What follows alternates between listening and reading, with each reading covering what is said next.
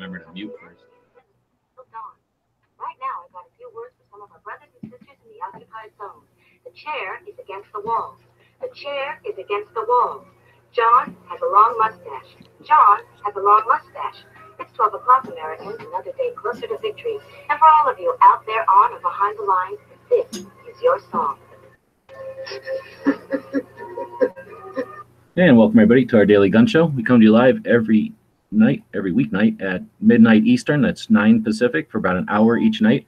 We'll do 3 gun-related topics. We do different topics throughout the week. We choose those on Monday, so if you'd like to be part of the creation of the show, join us then. We run it live on YouTube. We simulcast it over at gunchannels.com, where we're watching the comments from the people coming in. We're also streaming it on Instagram again tonight. Welcome to everybody who's joining us over there. Let's see. We have hosts. We got Angelina jumping in from California. Thanks for joining. Thank you. Hello, everyone. Got Bob jumping in from Canada. Hey, glad to be here. And Jimmy up in Phoenix. Honix. What's up? Thanks for having me. And then I'm down here in the Tucson. So let's see. We are on episode number 507. It's Tuesday, right? So we'll be talking about Second Amendment issues. We're talking about 2A books today. We'll do the state of Washington, all our normal stuff. But before we do, I don't know if we're still doing this. We're going to take a break at the beginning, see if anything happened on some of the earlier shows today, or warm-up shows we call them, or anything just happened interesting in life today. I didn't catch any shows earlier, so. What happened in Chicago? I saw your post on Instagram. Oh, a cop got killed. An off-duty commander, maybe? Somewhere in the city. So, it's kind of sad. We had on a lighter note, we had the SHOT Show bingo chat earlier today. That was a lot of fun. We used the bingo card to kind of go through and just talk about some of the stuff we saw at SHOT. We didn't get Smeggy, Pink, or Marco to join, or Nick Yankee, so maybe we'll do another one of those with more people. And but it was a pretty fun time. If you want to check it out, it's about an hour with me and Clover and Ghost. I guess a bunch of other shows happened tonight. And check them out over on Gun Channels. When you check out the channels, one of the neat things about Gun Channels is all the shows are right there. So when you click on one, if it's a once-a-week show or if it's a daily show or whatever it is, they usually leave their shows up there. So if you miss it on Tuesday, watch it on Wednesday or Thursday. Just as long as you watch it before the next time they go live, it'll be there as an archive. So if we're good to go, why don't we jump into the Second Amendment issues? And our topic tonight is best 2A books. Or are we going to get started on a Second Amendment library? Well, you guys already know I'm kind of a sucker for absorbing knowledge, so I like kind of I've read a couple of Jeff Cooper ones. I forgot what the one is, but it was one of them that had like lists and stuff in it. Like you had a bunch of bullet points in it. I just can't remember what the heck it was called. But yeah, I like those kind of books. But I also like, I don't know, are we going into like fiction with this also, or are we just going into like training guns books or stuff like that type of stuff? Yeah, that's my question. So is it like books about guns or like on the topic of the Second Amendment? Because if it's on the topic of the Second Amendment, there's a book called The Second Amendment, I think it is. Let me find it. I'm sure it does sound like a book about the second. Yeah, yeah. But are there fiction books about Second Amendment issues? I'm thinking of like the prepper fiction, I guess, could be sort of not quite Second Amendment, but it could, have other themes in it. So I'm wondering if there aren't any like cautionary history or, history books that might be like an alternate future where there's some kind of crazy idiot gun control. All right, here's this book. Oh, go ahead. The Second Amendment, a biography by Michael Waldman. You've read this one? I read this one. I read it about 6 months ago. It was really good. It talks about all kinds of stuff, like from like gangsters using guns and stuff to how that evolved into like what the Second Amendment is today. So even if you're not like a super big history buff or even super read up on Second Amendment issues, I think it's a really good one to kind of dive into, and it's a quick read. It goes by real quick. Looks like it's 257 pages. Yeah, it's not too beefy. And this is from the point of view of like the creation of it, or is it like its repercussions on society or something? I mean, I guess, is it just like the history of where it came from and why they included it in the Constitution or in the Bill of Rights? It's kind of like I would say a slight analyzation, as well as like, so day one, this is where we start. And then just basically like what it is today. Like, because you know how liberals like biggest and best argument is the Second Amendment was written for muskets. Sure, So like it's anticipate the guns of today or whatever. yeah, so it kind of goes from the muskets to now, and how it's absolutely relevant now. That's cool. I haven't heard of this one before. Do you guys? Nope. No, but I really, like I'm a big reader, but I don't seem to, I really haven't read much on the Second Amendment, just probably because where I live, it's not relevant. We don't have a right to defend ourselves.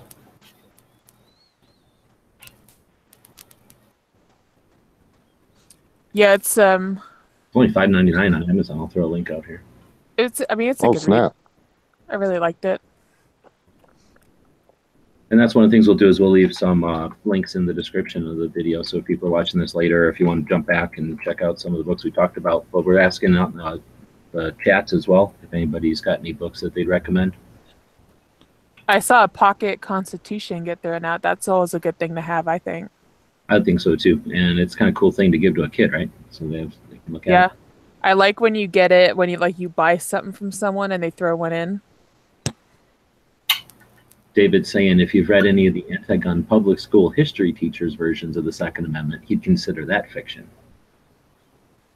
That's probably true. Well, no, but you were kind of hitting on that. Like, what was that Orwell book? 84 or something like that. 1984. Yeah. Yep. Yeah, they like switched up the Constitution, and I don't know.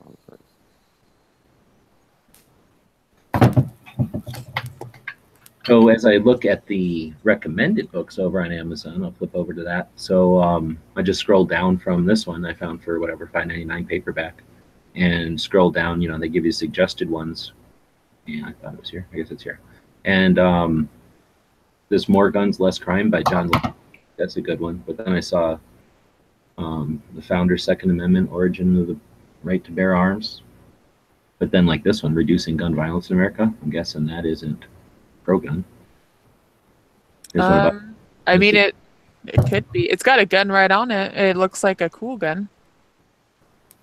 Well, yeah, looks like a little AK pistol or something, and then I don't know, something about reducing gun violence, informing policy with evidence and analysis. I don't know, but that's a good point. Judging a book by its cover is never a good idea, right? Nope. The Fight to Vote, I like that one. Sounds like a good message.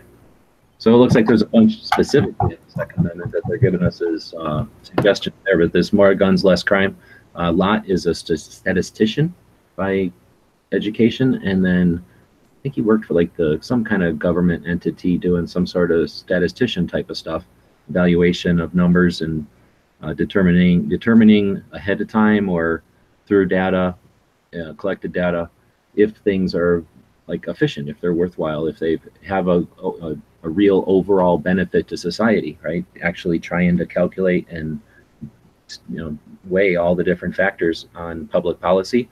And he started out, actually, I've heard a couple of lectures from, and to summarize, if I remember correctly, he started out sort of not really too worried about guns, but as he analytically looked at the situation, it became more and more obvious to him that more guns do equal less crime. The perception or the fear or at least the potential of lethal resistance to crime stops many criminals from just being a criminal. So it's that, but he does it in the book is written in a way. I don't know if they're going to show it to us here. The book is written in a way that's I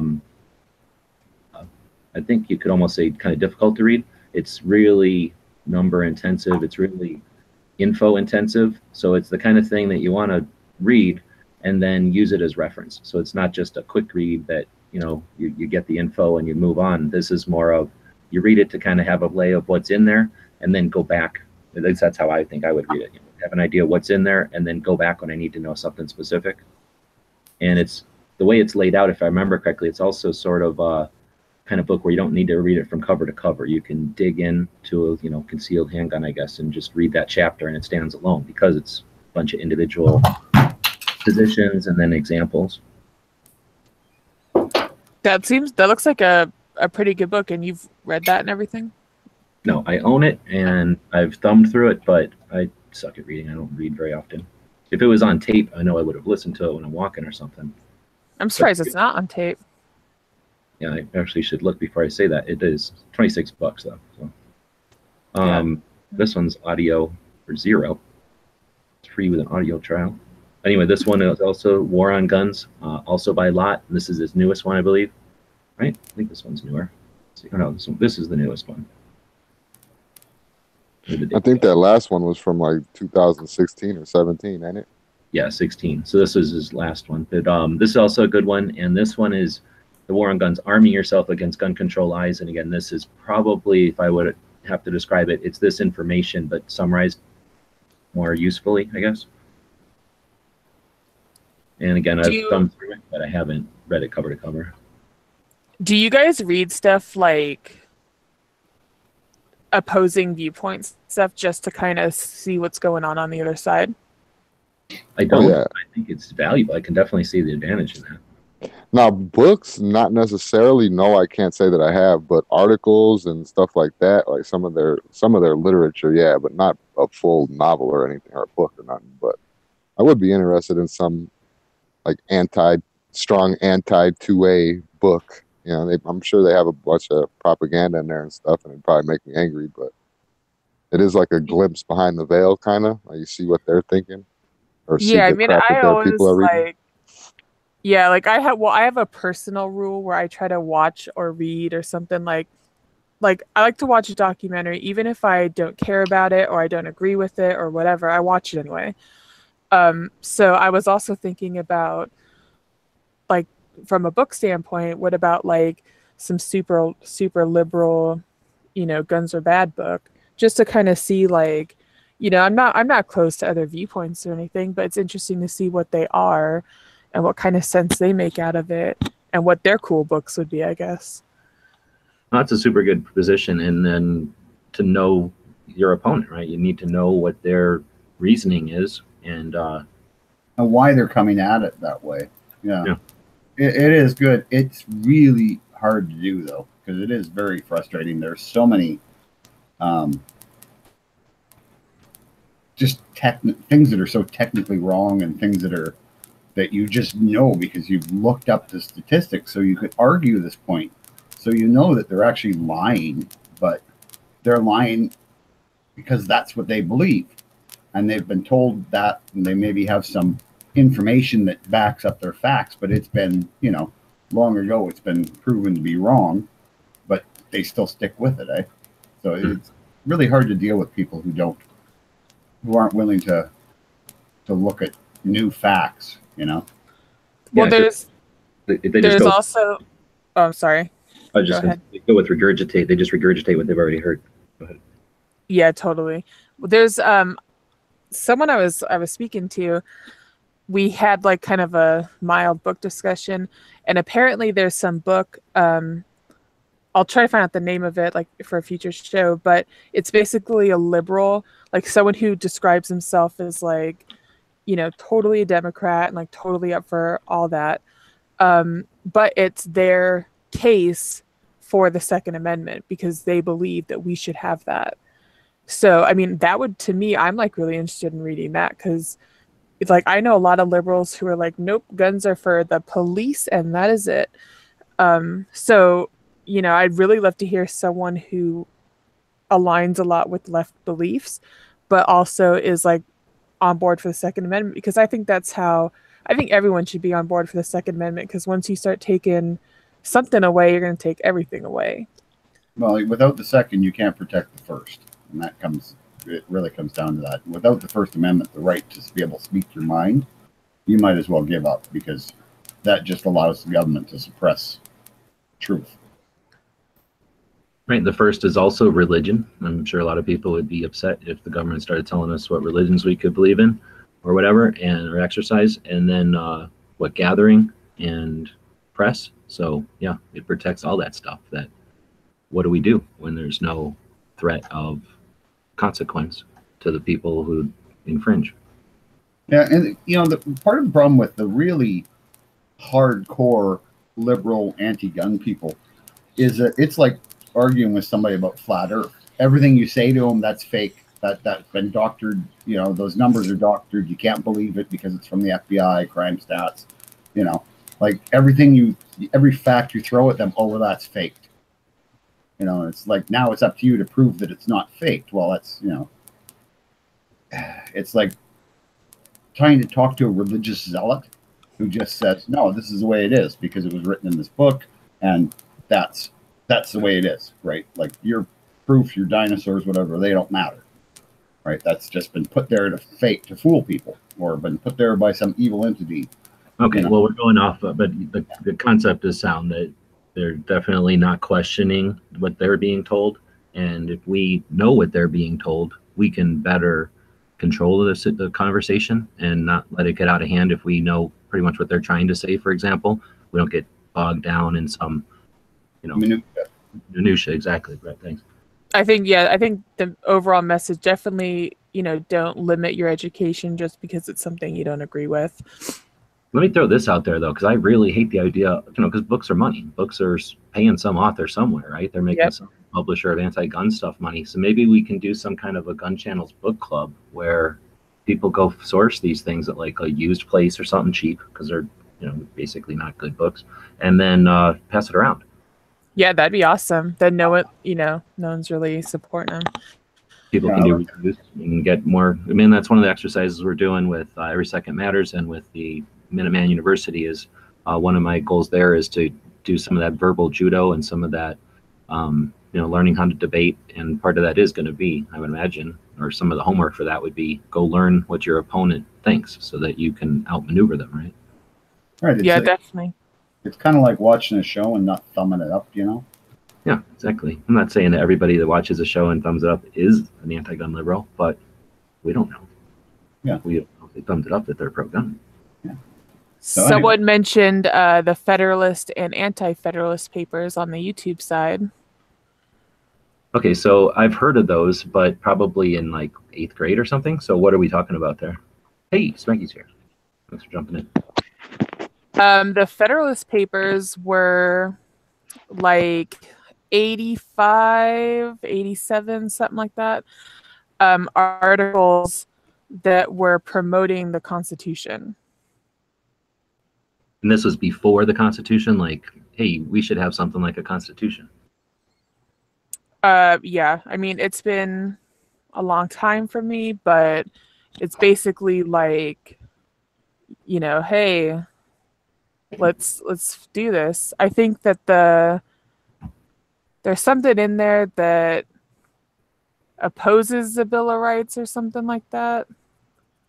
Maybe we should have a Federalist Papers, Minuteman University. I like that idea. One of the things I'm hoping to do, I did one yesterday, I think, just to kind of summarize the federal laws, but I'm really hoping that if we can get this project, get people interested in this project, we'll see a collaboration so people can go out and dig into whatever they're interested in, and then the people that are interested in the same thing can get together and hash out or talk about whatever their subject is. But yeah, that would be great to talk about some of the stuff that led up to the Constitution. I know that this is not one of the Federalist Papers or one of those things that they'll cite when they say, well, this is what the Second Amendment says, but this is what the guy who wrote it or the guy that chimed in wrote about in his own life or whatever, in his own papers about, or isn't that one of those references that we hear all the time, like this gives more insight to the Constitution? Yeah, the Federalist Papers are often discussed when freedoms are being discussed in the Constitution as well.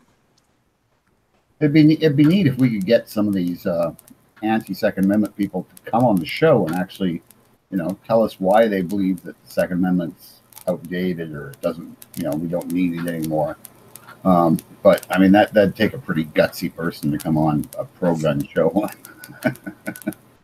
True, but if we would, if someone was anti-gun, right, and they had a show and they invited us on, I'd jump in. I'd bring a position to them. So hopefully there's people on that side that are confident in their position and willing to try to explain it. But yeah, I'd be confident that we could have a good show with them and hopefully give them some ideas of why they're crazy. I think that would actually be pretty cool. Yeah, and the YouTube side is saying it's time to put a bookshelf in the gun channel's van. I'm thinking it's a good thing you bought a 1-ton van. Yeah, exactly. That's exactly why I'm not going to do that, because I'm not dragging a bunch of you'll never notice a couple 100 pounds. Huh? Are we still talking about 2A books? Yeah. Go ahead. Okay. I would like to suggest, and I don't remember the names off the top of my head, but I know he has a couple of them. Anything by John Lott. That guy is awesome when it comes to, gun research or 2A stuff. I think he has one that's all about like self-defense cases and all sorts of things. But he's kind of a nerd. There's a lot of statistics and things like that, but he's a great resource. So any of his books are absolutely a must read. And he's a cool dude. I'm sorry, I don't remember the names off the top of my head. Yeah, we actually just talked about a couple of them, the More Guns, Less Crime and the War on Guns are the two that we talked about. Yes. Now, has he been on the show? What? Has he been on the show? We did an interview with him sometime on like off air and then brought it on, I think. Right, yeah. I don't remember, because that was when we did the show at noon, and that was like a bad time for everybody. So I think we did it like 3 p.m. or something because it was better for him. And then I don't remember, Smeggy, did we put that on Every Second Matters or on this show? I thought it was on this show. I don't remember either. But yeah, we have talked to him. I've talked to him a few times over the years. He'll be at the Gun Rights Policy Conference in Chicago this year. Anybody that wants to meet him, I'm sure he'll be at NRA. And again, he's very approachable, very nice guy. And although he writes, like Smeggy said, really nerdy, really specific, numbers and stuff, he's pretty easy to talk to. So we're talking about 2A books. Clover made a point to put it in both the chats. Thanks for that, because we're not watching the YouTube side as much as the gun channel side, which is way better than any other social media platform for guns. So he's mentioning the Smith & Wesson Encyclopedia. I don't know that one. The Kelly Blue Book of Gun Values. That's an excellent one. I know that one. Cartridges of the World is awesome. It's another good one. And he says if you're talking about educational books, then you're looking for fiction, anything from Jonathan Mayberry. I've never heard of that guy. Anybody heard of him? Mm-mm. No. So not. The Smith & Wesson Encyclopedia. Has anybody ever heard of that one? I think I've seen it at like Barnes and Noble. So like a coffee table book kind of thing, like just all, because Smith & Wesson's a big company, it would probably be a big book. Yeah, that's what, if it's what I'm thinking of, it was basically a big coffee table book with like a whole bunch of real cool pictures of all different Smith & Wessons. And it was just, like in the front of a bookstore where they have like those, like the coffee table books. Mm-hmm. Like the big fancy books that are nice. Yeah, and it had like a ton of like awesome pictures, like a little bit of information, stuff like that. So Clover, if you would, throw us a link to that one, and feel free to make it your Amazon link, because I'm just not finding it on Amazon, trying to do too many things here at one time. So then the Kelly Blue Book of Gun Values. Kelly is the company that does the Blue Book, and that book is, I'm sure everybody's seen it at gun shops or maybe at shows and stuff on the shelves. It's that really, really fat one, but it's smaller. It's really small. What is it? Probably 8x6 or 6x9, but like 5 inches thick or something, way thicker than a phone book. And it's got just pretty much every gun, almost every common gun, and most of the rare ones in there. And that thing is just, you figure out a value of a gun, it's great, but just to thumb through, it's super cool. And I've used it, I can't even tell you how many times I've used it for videos and stuff, to know when a gun was made or how many of them were made. Just sometimes it's interesting to know, like, oh, I just bought a new gun, I wonder how many of them exist. And you'll find out in that book. Does anybody own one of those? I don't, but I would like to. So here's a pro tip. they come out with a new one every year. Most gun shops don't buy one every year. Some gun shops, I'm sure, do, but a lot of shops, they're not cheap, so they don't buy one every year. But whenever they do buy a new one, their old one is usually going somewhere. So if you ask, again, if you're the kind of guy that brings, or the kind of person that brings pizzas, donuts, or something, you're, a good customer of the store, then you might ask, hey, yes, do you guys gonna ever get rid of that blue book? Any way I could buy it off you? And they might just throw it at you, because again, they're still useful. They're maybe just a year off in prices or whatever. The next one he mentions was Cartridges of the World. That one's basically like a phone book, a really thick phone book. And like it explained it, like it says, it's just everything about ammo. Really cool book. That sounds pretty cool. I use that. What about that bayonet book by Martin Ivy? Well, we're talking 2A, so we're already getting kind of off of 2A. We're talking just gun books at this point, but yeah, that's another good reference, and I have that up on Amazon, so anybody wants to buy one, buy it off of me on Amazon, make money. But the Cartridges of the World, I guess I was going to finish with that. I use that a lot on the cards when I was trying to figure out, when guns were, I use the blue book too, but when guns were made or what caliber they would have been, like most common in. There's another book that is definitely 2A, and I do apologize. I don't remember the name.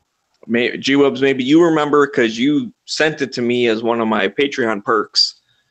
But it's something like assault weapon or deadly weapon or something. I forget what it is. But basically, every single chapter is like kind of like an anti-gun talking point. Like that's like the title. It was like guns don't save lives. And then the whole chapter, it debunks that myth of saying why that's not true. And then like the next chapter is you don't need an assault rifle. And then it debunks that of, how it's not really a thing. Like assault weapon's a made up term. And, this is Second Amendment, not about something, blah, blah, blah. It's an excellent book. What's this book again? What's the name of it? I don't remember. I kind of want it. I can picture the cover. It's a gun with the barrel like tied in a knot. Oh, I've seen that. You said, and I do apologize. I'm not very good at this right now. But did you say I sent it to you? Yeah, it was one of the Patreon perks. Okay, so that means it came from the Gun Rights Policy Conference. That means it's at the Second Amendment Foundation's library, because all those books came from the Second Amendment Foundation. They give those to you as participants of the Gun Rights Policy Conference for free. And I got a bunch extra because nobody showed up, because nobody shows up to worry about gun rights. And they had a bunch of extras, and I asked if they could take them, and I sent them out. Some of them. There was a lot more of them. That book actually started two different conversations for me, because I was reading them on a plane. And the guy was like, hey, what's that book about? Because like I'm sure he saw the cover, and it's like a gun. Like I said, the barrel's tied in a knot. He's like, that's kind of weird. And I explained it. I said, well, it kind of debunks anti-gun myths and blah, blah, blah. And he just went, oh. And then he didn't talk to me the rest of the plane. So that was not a good conversation. The second one, I'm sorry. So the second conversation, girl sitting next to me going, hey, what's that book about? I explained it, and she goes, oh, that's pretty interesting. I'm not really into guns, but I kind of get it. Like what kind of stuff's in there? I ended up talking to her the entire flight. It was like an hour and a half, and we just talked about gun rights. She's like, yeah, I've shot like a couple times. I don't really like it that much, but I'm open to change my mind. And I'd like to think that she was more pro-gun by the end of that flight. Did you get a number? I did not. She was from Pittsburgh. She was a Penguins fan, and her boyfriend has guns. So I did not get her number. It sounds like you failed. But anyway. But I think that conversation you had with the one guy who didn't seem interested, I still think you scored a point there, because now that guy can't say to himself that nobody opposes me, like no actual person. Like if that guy's going to go with the theory that the big gun companies are the NRA and they're the ones that are trying to create violence by making guns, he has to acknowledge you created an actual fact for him that there's a human being out there that feels like their rights are important and they're being pushed on. So I think you might not have, we can't expect everybody to just go, oh, you're right. thanks, I'm into guns now, right? So at least you chipped away at it. He could end up being into it. Maybe you sparked you know, an interest in him. Maybe he went home and Googled it. Did you get his number? Yeah, did you? No, I did not. Well, next time. Jimmy, are you reading the inside? Anyway, I'll No, I can't see it. So I'm gonna do this. I'll probably mess it up, but it's okay. So every day we feature a member, or they have a channel. Today it's hit or miss. So Tuesday at 9 o'clock. Tuesdays at 9 o'clock. What else? We got Smeggy, take it away. I know the joke is that it's mostly missed, but it's really not. He's a pretty good show most of the time. I kind of like it. I like the intro that he has, so everyone should go over, check him out, subscribe if you're not subscribed there. Yeah, definitely. I have to admit. So, anyways, hit or miss is something that me and Night Strike started up, and honestly, I haven't been on it in the past month or so. My life's just been crazy. I've been busy. So, it is what it is. But that's kind of part of the reason for the name was that I wasn't sure that I could show up every single week. It'd kind of be hit or miss, and then that kind of stuck. But I enjoy doing it. We have a lot of good conversations, and everyone check it out. It's good, and thank you for featuring it because hit or miss Tuesday at 9 o'clock. Yeah, you could thank me for that because I did it. But well, that's why I said thank you just a second ago. So thank you. It wasn't directed, so it was kind of lost. So yeah. Anyway, so Jimmy, on to you.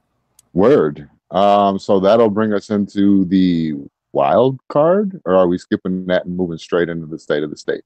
Let's do that because we talked for a while about books, which is good because I think it was useful there.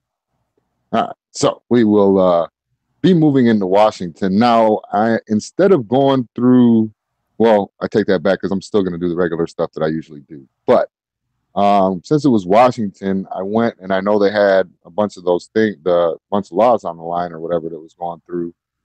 And everything that I've read as an update is saying that the gun control bills all have failed to meet the deadline. So did none of that stuff go through in Washington? Did it just fail to meet the deadline? I don't know. But so far as I can see update-wise, there is none. Well, other than that, it didn't meet the deadline, so that could be good. So there you go. Unless anybody can correct me, I'm going to move right along. Well, that's good news. I'm hoping nobody can correct you. I hope there's nothing to be definitely. So, and that was February 4th. So that was the last update that's up there. So it's fairly recent. So, all right. So state permit to purchase for long guns and handguns, no. Firearm registration, partial. Retail dealers for handguns, it's partial. Long guns, no. A retailer must record and report all retail pistol sales to local police and sheriff and to State Department of Licensing. Owner license required, no for long guns and handguns. Constitutional right to bear arms, yes for long guns and handguns. Carry permits required, no for long guns, yes for handguns. Washington is a shall issue state and will grant concealed carry permits to all applicants who meet the criteria. There are no training requirements. Open carry, yes for both long guns and handguns. Open carry is lawful in Washington without any permit. Open carry of a loaded handgun in a vehicle is legal only with a concealed pistol license. Open carry of a loaded long gun in a vehicle is illegal, regardless of CPL possession. State preemption of local restrictions, yes on both long guns and handguns. State law does not allow more restrictive local laws. Assault weapon bans, no. Magazine capacity restriction, no. This is kind of wordy here. NFA weapons restricted, partial. Machine guns and short-barreled shotguns, unless purchased before July 1st, 1994, are illegal for non-law enforcement profession. Suppressors, destructive devices, and any other weapons are lawful to possess and use if registered properly with ATF. Short-barreled rifles are lawful to possess and use if registered properly also with the ATF as of June 12, 2014. Peaceable journey laws, no. Federal travel with a firearm laws with a wait, what? Hold on, let me. Federal travel with a firearms laws apply. Some out-of-state CCW licenses valid. Otherwise, carry must be open or in a vehicle unloaded. Castle doctrine, not defined de facto. The Washington State Supreme Court ruled, quote, that there is no duty to retreat when a person is assaulted in a place where he or she has a right to be. Background checks required for private sales. Yes, on both long guns and handguns, private party firearm transfers must be conducted through a licensed dealer who is required by federal law to conduct a background check and keep a record of the sale. And that is Washington. I don't like that last part. So they have to keep an individual has to keep a record of their sale. Yeah, it was going good until that last part. Yeah, so this is private party firearm transfers must be conducted through a dealer who is required by federal law to conduct a background check. No, the FFL keeps a record of the sale, I guess. Okay, that's a little more comfortable, even though it's horrible. Yeah, still, I mean, they were going decently, you know. For that last. Yeah, so basically, if you're doing a private sale, you have to go in and fill out a 4473, as if it's as if you're buying a gun from the store. Yes, yeah, that's California. That's how it is here. Yeah, but in Washington now, it's also let me go back here. Retail dealers must record and report all retail pistol sales. Now, since it's a private sale, would that count as a retail pistol sale? Since they're going back to the FFL, would they have to report that to the police/sheriff? I would think so. I don't know for sure, but it sounds like they're similar to Michigan, where they have a handgun registry. Well, that's what I would figure. If they have to go back to the FFL, it would count as a retail instead of, I don't know. Right. No, I'm sure they do. So if you're selling a handgun to your friend, you go in, you fill out a 4473, and then the gun store reports that sale to the local police or whatever. Yeah. So that's pretty crappy. Another thing, which I'm kind of curious about, because you said that they have a preemption law, which means, like cities and townships and whatever can't be more restrictive than the state. However, I'm pretty sure Seattle has an extra tax. And if I'm not mistaken, that's still in play. It's like an ammo tax or a firearm tax. I know now, would that be something that they could fight in court, or is that just like a loophole because I know that there's a lot of places like we're talking about Colorado and how they're pretty decent until you mosey on over to Denver. I don't know if it's like a within a city limits type of thing, but yeah, it does. I'm looking back at it, and the preemption does say, you're right, and the state law does not allow more restrictive local laws. So right. I guess that would count as city limits too. Are they going to do the thing where they're like, well, this isn't more restrictive, it's just a city tax. Like, we're allowed to tax stuff. It's not a law banning guns or ammo. It's just an extra tax that makes it completely restrictive to buy, because I forget what it is, but isn't it like a couple cents per round or something like that? It's pretty ridiculous. Well, no, yeah, but I can see now that you say that, though, I can see them argue around it by going to like the soda tax and the cigarette tax and stuff like tobacco and alcohol. It's all higher when you get into the city versus certain counties outside of the city. So they could probably use that as an argument. Out there in the chat? Because he's from up there, and I know he's talked about it before. But yeah, the last I heard, Seattle had some ammo tax thing, and I don't know, maybe they are fighting it because of preemption, but I think it still exists as of now. But hopefully some gun right groups will be fighting that and filing, in the court and saying, "Listen, guys, you're running gun stores out of business. Like that's not allowed." Yeah, And so I mean maybe- well, they're gonna turn into California, and that's that's how it is. So, so yeah, with that, let's go to our gun movie of the day. So here's another movie I've not seen: Good, Bad, and the Ugly. What? Yeah, I'm fail. So You dig like westerns? yeah, do you don't like westerns? I don't think I've ever really seen a Western.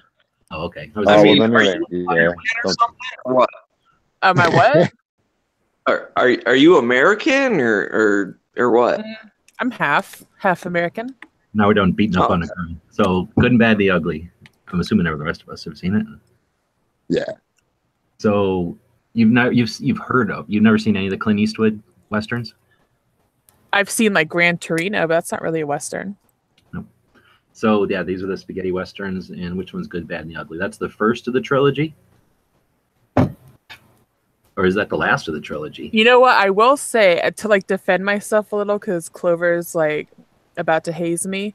I will say so. I live where a lot of westerns were filmed, so that's got to count for something. You live where MASH was filmed, almost. So that's Oh, was it? and Rockford Files. Rockford Files, yeah. And you know the Power Rangers, where that head is. Is it Zornon or something? Zordon. Yeah. That's where Zordon. my high that school graduation was there. Zordon. Yeah. Smeggy. So Okay. So, anyways, Good, Bad, and the Ugly. I'm Let's gonna. to answer your question, G, though, it was the last. I think it was Fistful of Dollars and a few dollars more, and then Good, Bad, the Ugly. Yep, that's what Z just confirmed, our resident expert who refused to jump in tonight for some reason. Now, wasn't the Good, Bad, and the Oh. Ugly something about? Wasn't it based on a samurai movie or something? The Seven Samurai? Or No, that was the first one. A few dollars. The Fistful of Dollars. That one based off of Yojimbo. And then the Seven Samurai you're talking about is a completely different movie, Bob.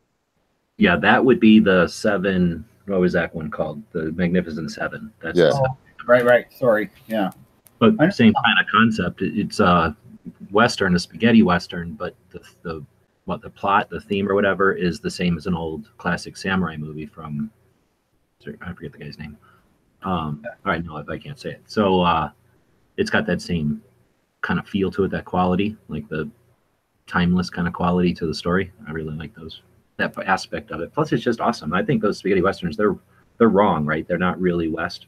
They're like some Italian guy's version of what he thought the West was like, but yeah, a good version of it, right? They're pretty cool. I think they're neat. I know that I'm living in Tucson, so I also live where a bunch of westerns were filmed, and I know a bunch of the old guys, while they were still kicking, who were really into the movies, right? And they didn't like the spaghetti ones too much, but I didn't have the handicap of growing up in the 50s, and the spaghetti westerns came around, in the 70s or 60s? So that was like also them, but for me, it was just all part of Western, so.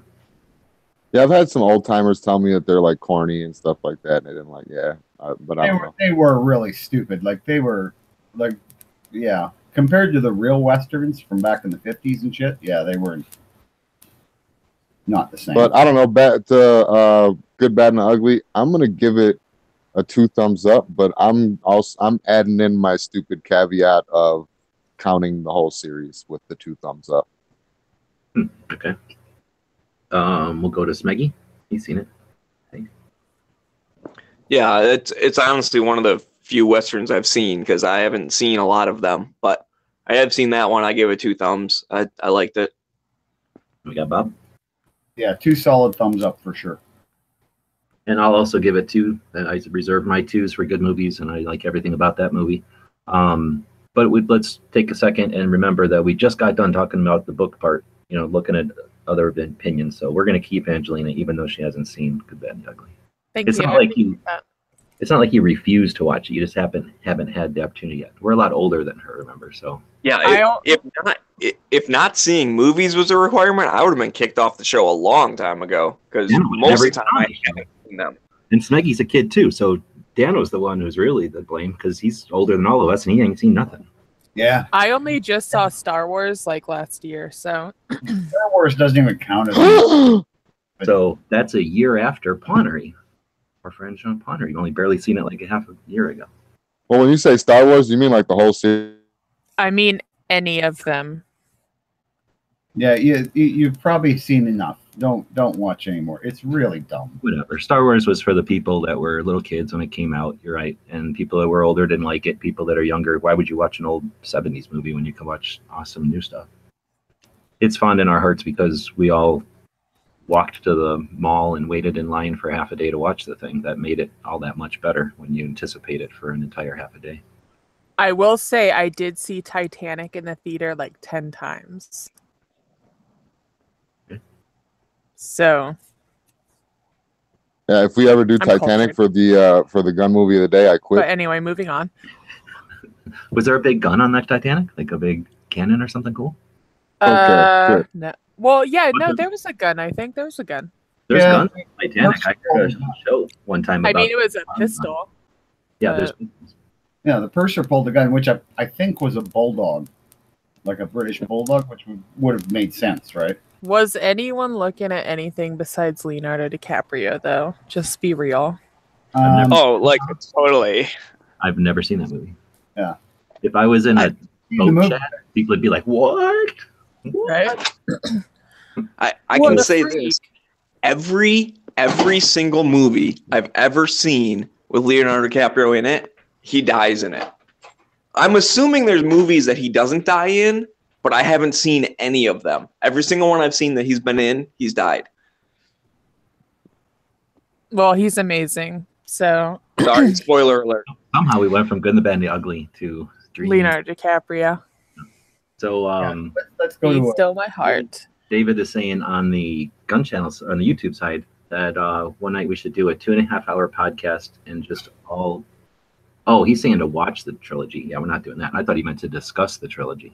I thought that was a good idea. But yeah, I'm not going to get copyright banned or whatever. I already had to deal with that.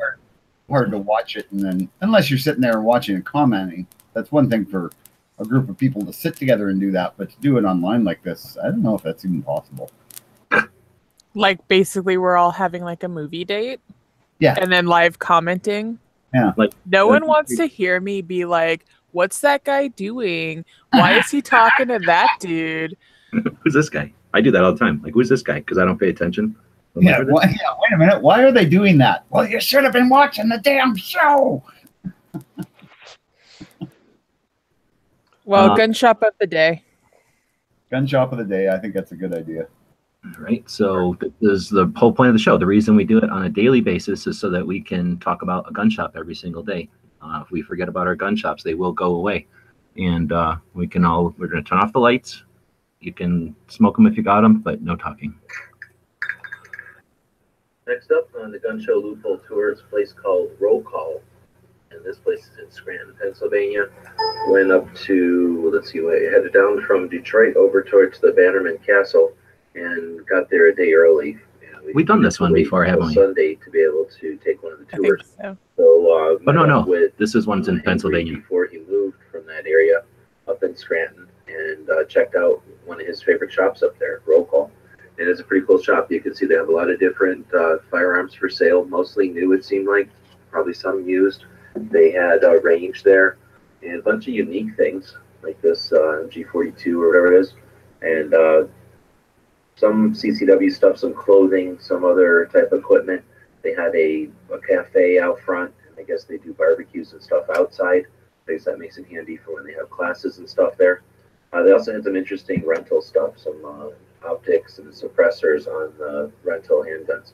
So let us know if you've been to Roll Call in Scranton, Pennsylvania, and stay tuned for more from the Gun Show Loophole Tour. So I thought this was the one that we talked about in Detroit, just south of Smeggy, but this one is in Scranton, Pennsylvania, where Ingrid used to live before he moved out to Phoenix. So he was literally packing his car up to leave, and I was a day early to go to Bannerman Castle, so I drove another hour backwards to Scranton, and we met up and went to this gun shop, and you just seen it. I think it's a pretty neat shop. They had, I don't think I got a good image of it, but in their rental case, they had a, I don't know what it was anymore because I can't remember, but it was some sort of like an FN or something with a can and what do you call it, an RMR or something on it. And I thought that was pretty cool because you don't really see decked out pistols for rental. And I forgot what it was. I think these little blue dots meant it's a rental or something like that. There was some indicator on the price tags if they were, oh, this try me thing was the indicator that it's a rental. So you could just go around the cases. They had a lot of guns and you could just point at one and then they'd let you take it back and shoot it. And I forget what their deal was. If you bought it, you got a discount on the price because you just paid for the range. And if you didn't buy it, you just paid for range time. It looks like a pretty cool store. A lot of guns, but none of the places have a lot of guns here. Yeah, I'm not sure. There didn't seem to be a lot of gun shops in Scranton, but I didn't really spend a lot of time looking. Looked more for a my lottery win gun. When I so win semi-auto. I can understand why you'd like one, but I'd rather like have one that Grandpa brought back. I mean, I would still take that. If someone's like, "Hey, do you want a free gun?" Well, yeah. Can you I can buy one in Canada. I can buy one in Canada as long as it's semi-automatic only, which is fine. 10 round belts, that's it. No. You can have up to a 50 round belt because it's got a belt. Right. The belts don't count because they're idiots and they just made the law magazines. So they just assume no one's going to have a belt. And they don't know about semi-auto versions of belt-fed stuff. So I'm assuming that one's belt-fed, right? Sitting on the counter like that. Yep. Would you be able to have a belt-fed semi-auto in California? I don't know if we've ever talked about that. I don't think so. I'll assume no because it's cool. That's like the rule. If anything is cool, just assume no. And then what do you guys think of this target they had? I think they were really showing off this target stand. It like flips the target kind of back and forth so you can't see it. I want one. But it's like the camera guy. Yeah, I want one of those too. Those look cool. Do you know how much it was? No, I don't even know if they were selling the target. I'm sure the target's available anywhere. I think they were really just showing off that thing and they just happened to put they the should target. have one with they should have one with an anti-foul mask and stuff on. Well, a lot of times you can add that kind of stuff with like just tape it on there or whatever.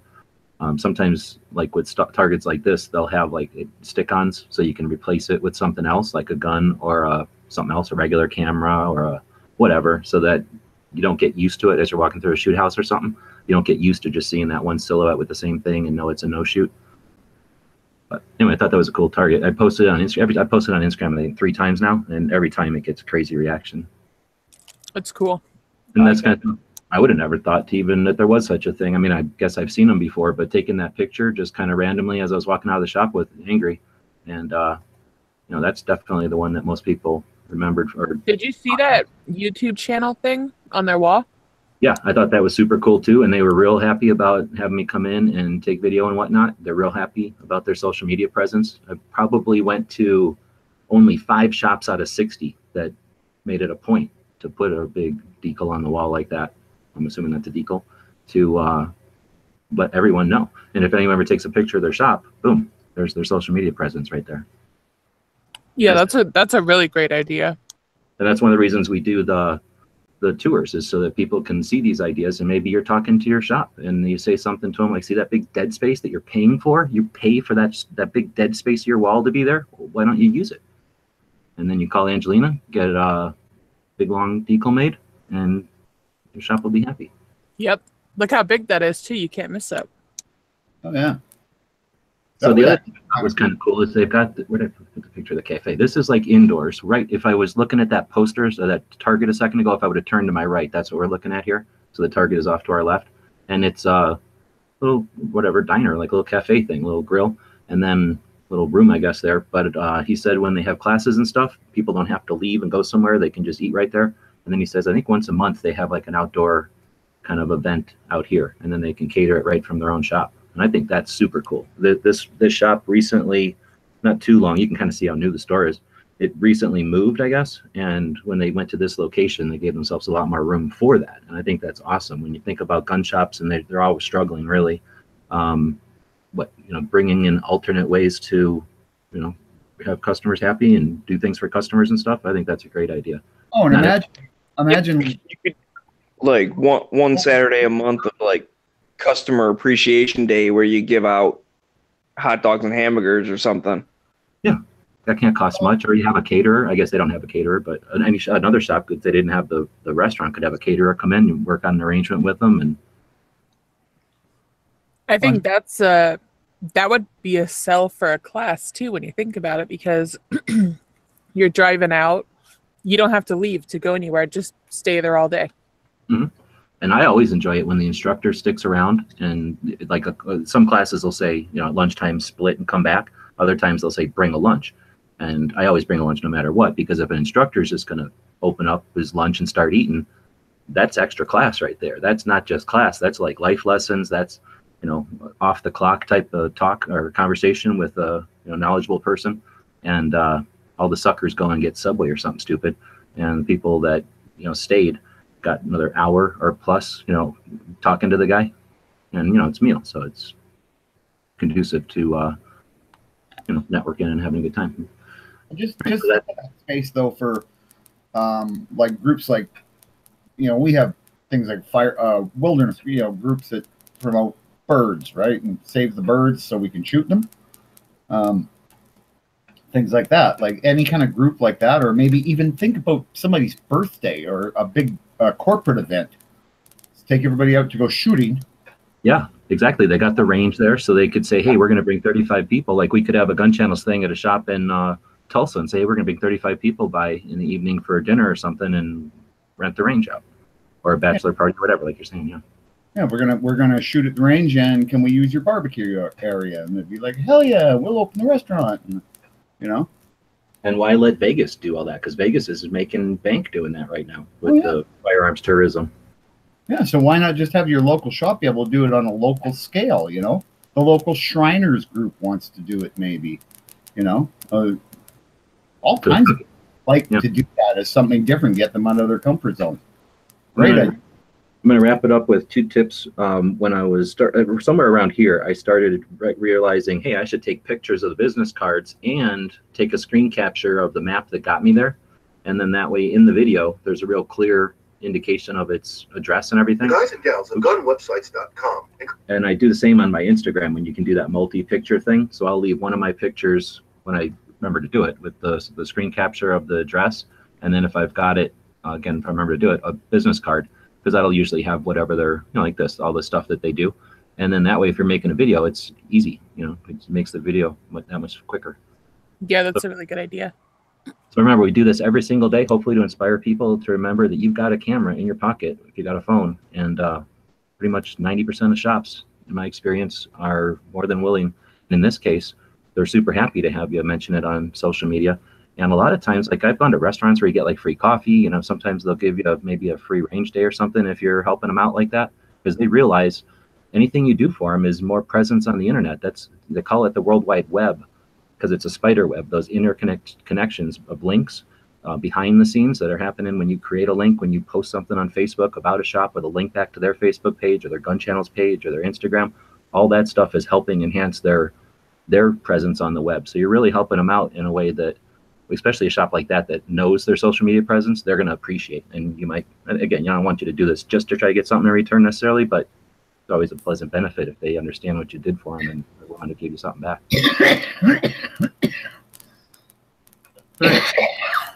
After Bob dies, what should we go into next? Oh, sorry about that. Thought my mic was muted. What do we want to head into? Let's go into what's happening tomorrow on Gun Channels then, and let's wrap it up. We're at an hour. Did we do gun of the day? No, we haven't done half. Not even. He's trying to avoid it purposely. Yeah. All right. Colt 45, 1911, that was produced in 1918. Bob's all butthurt because he sits around getting all mad when he's got to do the gun of the day. He's like, I got to do the gun of the day. So I put in a bunch of gun of the days, and then he's like, oh, I don't like this gun. So today it's I posted this one, I guess. I actually like this gun. Don't get me wrong. I really do like this gun. But you like picking the gun after all, even though you complain about it. No, I don't like picking it. There's too many. Right. Well, anyhow, this one that we did live, Smeggy was there. Tucson Guns one time, I just conned my way into getting in after hours, and they trust me and friends and everything, so they let me in after hours to just root around. And one of the things I did, well, most of what I did was to create pictures like this. And like that's a $95 World War I magazine. That's some actual ammunition from World War II. That's a 1911 from World War I, probably got remanufactured or whatever what do they call that, re-arsenaled and went to World War II, and it's still in great shape. Those knives or fighting knives from the wars and all that stuff is, period specific. So I sat around. Do you remember, Smeggy? It must have been, I think it was like 8 hours doing a live chat, just farting around and taking different pictures of stuff at the shop. And this is one of them. So I posted that back on John Browning's birthday, but they're kind of the day today. The old-fashioned original 1911. And I do love those. Doesn't get any more classic and American than that. I'm going to leave it on that for a second and then just go back to my main gun websites channel over here on the Instagram and mention something, since we're going to be talking about today in history or whatever. I just noticed this post earlier this evening from FPC, or the Firearms Policy Coalition. They're called Gun Policy on Instagram. And I guess there's a bill in the committee that's been there for a year now. It says that it was created, this one isn't a good picture. It says it was created on January 13th. So it's officially 1 year old, sitting in committee. And the bill is to divide the Ninth Circuit. Take the states like Hawaii, California, the actual coast states with Hawaii, and make them the ninth, and then create a 12th circuit for the rest of us, which I guess is Nevada and Arizona and whatever. And I'm not honestly sure. I'm not a lawyer or nothing, but I like the concept of changing things up when we're in a stagmire. But I don't know if you guys have any more insight. Is that a good thing to split the circuit, or is it better to try to get the circuit back on track? Or is it possible? I think part of it is, I mean, the Ninth Circuit is pretty anti-gun. So if you can decrease their influence, that helps, because then they're only screwing over half the amount of people they used to be screwing over. And the other thing I'll say is, if Firearm Policy Coalition is pro that, then I'm pro that, because so far I like all the work they do. So if they tell me something's good, I mean, obviously I'll look into it more or whatever. But at the same time, if they say it's good, it's probably good.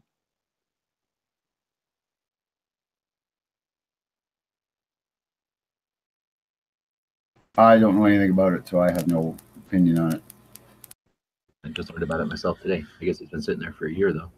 Yeah, I'm kind of the same opinion that Smeggy has, is that, the Ninth Circuit is just like real bad. So I think it's good to kind of split it up and give them less influence and less control.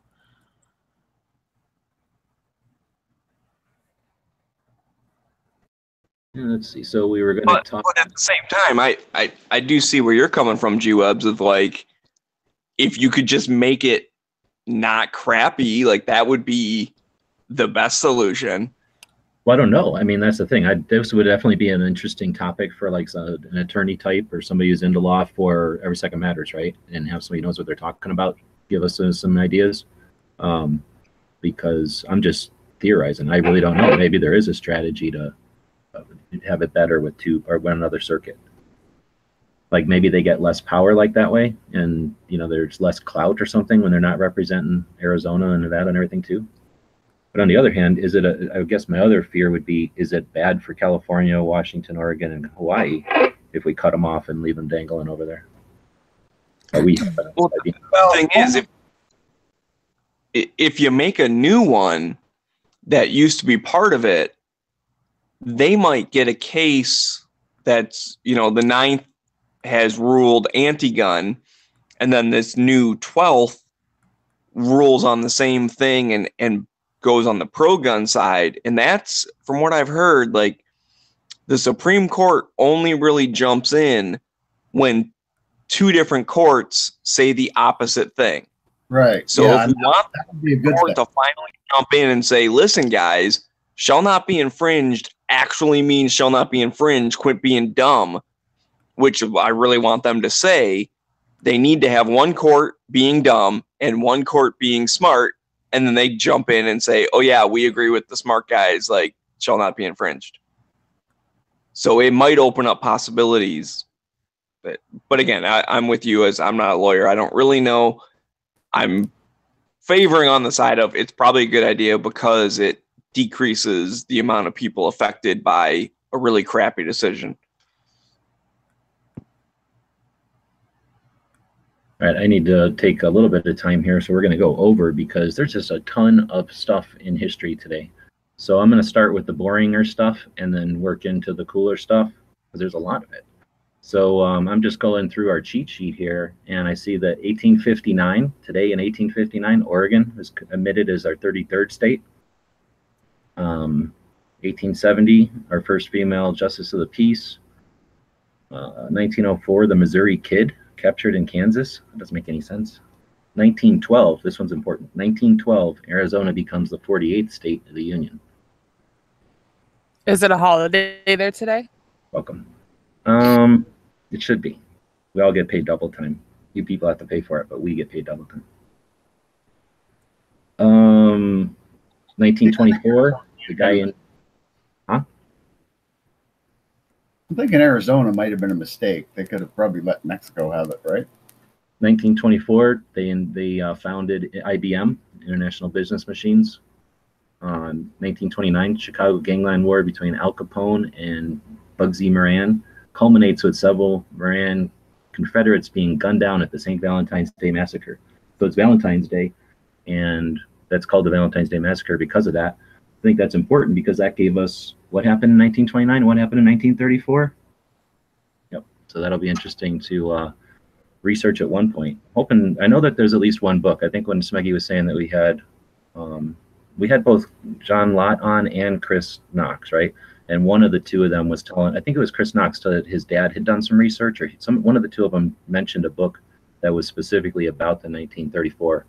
And I didn't write it down or something. I don't know where it's at, so I'll have to go figure out that book. But anyway, today was tomorrow is the St. Valentine's Day Massacre in Chicago, and that's what started it all.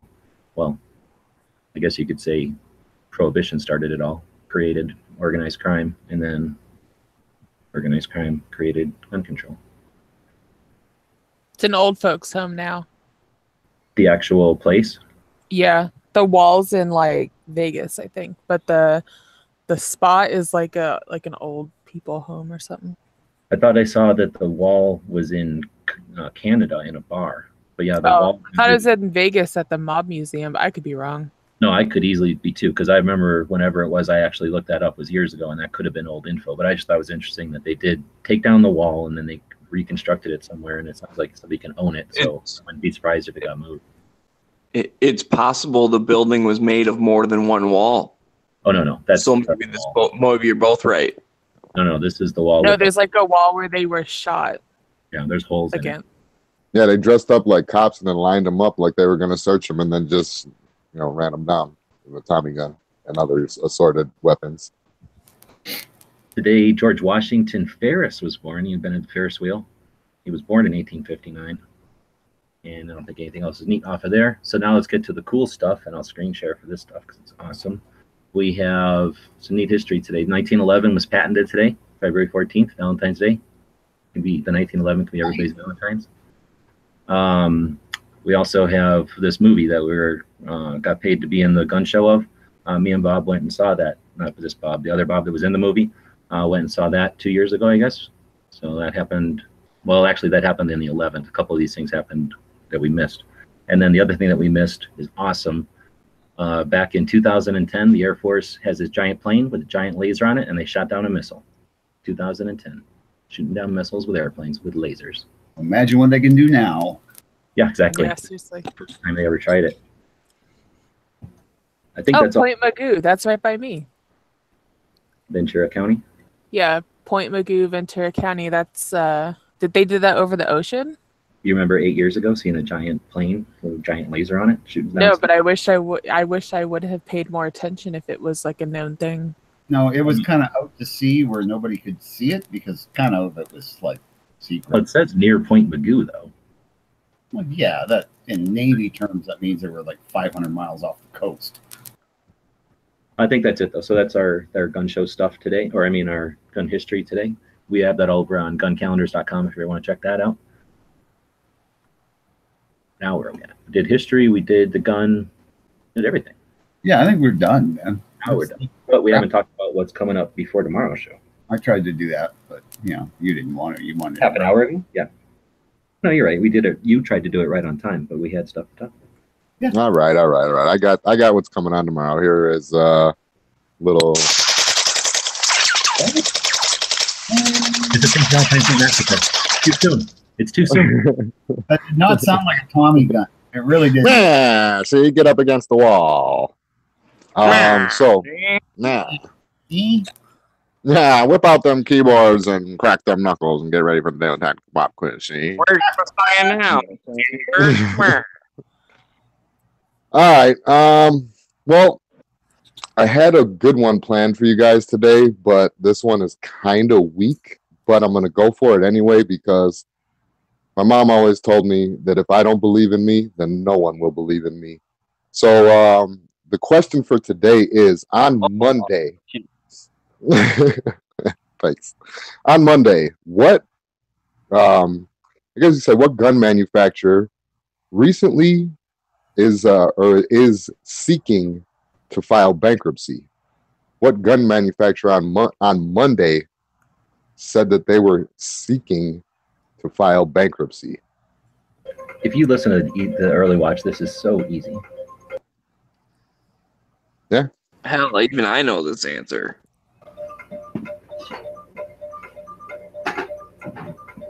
Oh, we got it on. I don't know if you guys are watching. It's on the gun channels. Okay. I had locks and rocks and whatnots come up, but I don't know who you got first over there, or if they were first. I saw Lockjaw over here, but I don't know if he was before the YouTube. Gun channels. Rock, paper, scissors. Yeah, no, gun channels is the default. Bob's right. Yeah. Just because it generally is a little bit faster. That's why they tend to win more. And they were so close together. It's just like... We also like gun channels better. Yeah. So, Smeggy's here. That means you get to do it. Oh, come on. Come on. That wasn't timed. So what happens if you're not familiar when we're on these hangouts? Whoever's joining with a phone like Smeggy and Jimmy are doing tonight, whatever happens, whenever the phone people get dropped, they all get dropped together. So we all have our theories and why that's happening. That was definitely perfect timing. Kick me out? What's going on here? Smeggy. Okay, so let me ask again. Who won on the gun channel? Lockjaw. All right. So Lockjaw, for getting the correct answer, that makes you the tactical hot shot of the day. That was well done, Smeggy. That was one of your better ones. Well done. Well done. That reminds me of back in the day when Z was still doing it. I don't know. I think Smeggy's better than Z. Oh, snap. Controversy right at the end of the show. Well, you know. Bring it till tomorrow.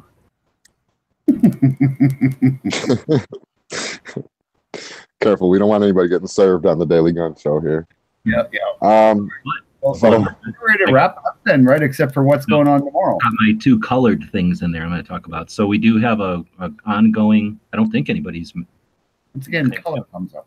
We have a ongoing scavenger hunt. We always talk about the windbreaker, and we're going to give a giant prize package we can't even talk about legally on air to whoever comes up with what the windbreaker story is, and as importantly, because the second part of it, a link to the video where it happened. So that's going on, and that will continue to go on until we get the first email with the correct answer, I guess. And then we're also going to ask everybody to remember to put gun channels on their YouTube channels. We did a video a while back. I noticed a lot of people are putting gun channels in their top of their banner or whatever on YouTube. And just in case you're out there listening and you'd like to get the word out about gun channels and link right to your channel or whatever over on gun channels, then ask somebody who's done it, or ask over on the lobby or something, or in the main chat. And people would be happy to walk you through it or point you to one of the videos that shows you how to do it. But I just thought I'd throw that out there for anybody that hasn't thought about it. You can add a link to anything you want on your YouTube channel, and we're going to ask you to do it. I'll put a link on there to gun channels. Okay, now Bob, or whoever's going to do the tomorrow. Yeah. So tomorrow, We will be doing the early watch planned time, 9:30 a.m. Eastern. And after that, Knives will be throwing up a lobby. That should be running all day. And when that gets shut off, there'll be another one. And that'll bring us into prime time. We got Rick's Life as I See It coming on 7 p.m. Eastern. It's going to be the shooting and the disabled. Not shooting at the disabled, like I was about to say. The Next Generation at 8 Eastern with Clover Tech. That's his youth shooting sports. Then Never Enough Ammo at 9 p.m. I think he's doing, yeah, it's kind of some politics. And you're doing the Guru podcast tomorrow, G, at 11? Oh, sweet. All right, cool. So the AK-47 Guru chat is coming on, so make sure you guys check that out. And then wrap your night up right with a tall glass of the Daily Gun Show. With or without ice, it don't matter. Still good. Sometimes I like it chilled when it's hot out, but other times I do enjoy it more warmed up. Yeah. All right. And you can always check out Hit or Miss Tuesday nights 9 o'clock. Lockjaw is saying that he did send an email in, so that just means that of the 6 hosts we have on the show, none of us actually looked at the email. So right on. So it sounds like we might. I don't know anything about the email, so I'm not included in that. And I forgot how to look at it. I figured I'd give it till Wednesday because I don't know. I wanted to give a couple people a chance or whatever. But I mean, all the emails are timestamped, so whenever you guys sent them in, I'll know when they are. So don't worry about it. I just didn't want to be responsible. No worries. We just wanted to cast blame on everybody so that me and Jimmy didn't look like the bad guys here. Well, let's blame Smeggy. Yeah. He never comes Blame here. Smeggy. Or Dano. He's not here. It's all Dano. Dano's. Always Dano's fault now. You remember that? You know what? Might as well blame me. It sounds like everyone else is freaking blaming me. So, yep, it's all my fault. I suck. No, we're I blaming. didn't check. Too bad. You're too good. We're blaming Dano. You're right on top of the game. Yeah, you were good, Smeggy. You were good, Angelina. I think the real guy who really let the show down was Dano. So we'll blame Dano. From now on, that will be our default. All right. And with that, I think we can wrap it up. Just about 20 minutes late today. We're still working. We've got Angelina on board, and we got to get our down to an hour again. We'll do it again. So appreciate it. And actually give us some feedback. We tried to do it at an hour because we figured that's the time frame people are going to want to listen. But we started out doing it 90 minutes, right? So if people are down with the 90 minutes, obviously we have enough to talk about. And with the larger panel, I'm sure it might be a struggle to get it down to an hour. So give us some feedback. We are trying to keep this a conversation with everybody. So be part of that conversation and let us know what direction to go. All right. So at this point, I guess we'll finish our show up with our quote as usual. This one's by Ronald Reagan. I like him. Ronald Reagan. All right. So before that, though, I just want to remind everybody, please give us a thumbs up. I mean, I'm looking here. What do we got? We got 29 watching. We were up to 30 something. We got 22 thumbs up. So come on, guys. Like, let's get at least so we guys make thumbs up as we have watchers. That's always nice. Other than that, you know what? If you want to support us on Patreon. We're only asking for 100% thumbs up. I mean, is that so unreasonable? Come on, guys. Come on. It's only polite. Oh, maybe that's just Canadian in me coming up, but support us on Patreon. That's cool too. Or go to the Gear White website's store and you can buy our t-shirts, hats, hoodies. Do we have hoodies? Yeah, we have hoodies somewhere. But we also have all kinds of stickers. We got patches. Buy that shit, man. That helps. So on that point, let's have our quote. Like I say, it's Ronald Reagan. So he's I don't mind him. He got a little loopy at the end there, though. Anyway, as long as there are guns, the individual who wants a gun for a crime is going to have one and going to get it. The only person who's going to be penalized and have difficulty is a law-abiding citizen who then cannot have it if he wants it. Protection. The protection of a weapon in his home. Think about that, right? And this is so true. Criminals don't care about the laws, so making a law that says they can't have a gun doesn't do any good. They already can't have guns if they're felons. I don't know. The stupidity of people think that taking guns away from honest citizens is going to somehow cut down on gun crime. Anyway, that's our show, guys. Thanks very much for watching and listening. Hey, we'll see you all tomorrow. Oh. Websites.com. How about this? 7:59 How already. about this? Guys and gals of What? gunwebsites.com. You didn't go on this? CCW class every year. Practice at least once a month and carry every day. Thanks for watching gunwebsites.com. Bye, thanks for Bye, hearing. stuff.